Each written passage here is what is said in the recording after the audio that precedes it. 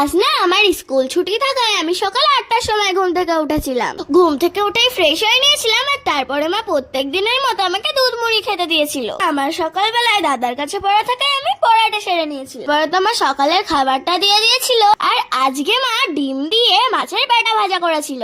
এটা খেতে যে আমার কি দারুণ লাগে তোমাদেরকে বলে বোঝাতে পারবো না। খাওয়া দাওয়া শেষ করে স্নান ধান করে আমি রেডি হয়ে গিয়েছিলাম পড়তে যাব বলে। একটু পরেই মায়ের সঙ্গে বেরিয়ে পড়েছিলাম পড়তে যাব বলে। আমরা পৌঁছেও গেছিলাম।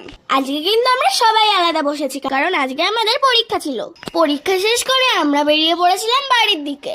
আর বাড়ি যাওয়ার সময় না আমি মাকে বলেছিলাম যে আজকে আমাকে মিয়ামোড় থেকে পেস্ট্রি কিনে দিতে হবে, আর মা আমার কথাও রেখেছিল।